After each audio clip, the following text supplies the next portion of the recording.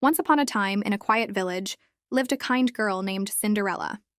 She had once been happy with her parents, but after her mother passed away, her father remarried a cold woman with 2 daughters. When her father died, Cinderella was left alone with her stepmother and stepsisters, who were mean and selfish. They made Cinderella do all the work, sweeping floors, washing clothes, and cooking meals. While her stepsisters wore fancy dresses, Cinderella wore old clothes and slept near the fireplace. Ashes often covered her face, and that's why they called her Cinderella. One day, a royal invitation arrived. The king and queen were hosting a grand ball at the palace so the prince could choose a bride. Every young lady in the kingdom was invited. Cinderella was excited. "May I go to the ball?" she asked. Her stepmother laughed. "You? Go to the ball? You have nothing to wear."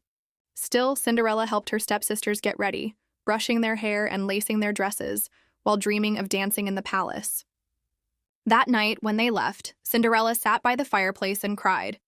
Suddenly, a soft light filled the room, and a gentle voice said, "Don't cry, my dear." It was her fairy godmother. With a wave of her wand, the fairy godmother turned a pumpkin into a golden carriage. Mice became horses, and Cinderella's rags turned into a sparkling gown with glass slippers on her feet.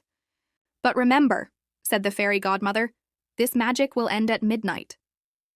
At the palace, everyone turned to look when Cinderella arrived. The prince was amazed. He danced with no one else all night. Cinderella was so happy she didn't notice the time.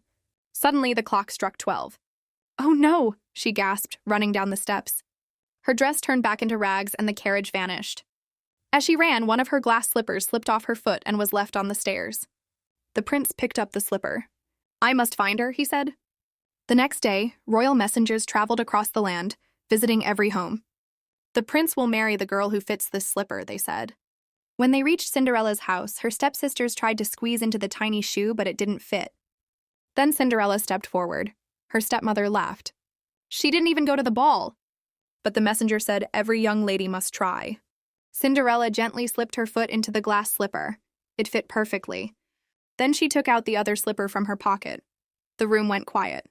Suddenly, her fairy godmother appeared again, and with a wave of her wand, Cinderella's rags turned back into the beautiful gown from the ball. The stepsisters gasped. It was her! Cinderella went to the palace and married the prince. She forgave her stepsisters and was always kind, even to those who had been cruel. And so Cinderella and the prince lived happily ever after, because kindness, courage, and hope always shine through.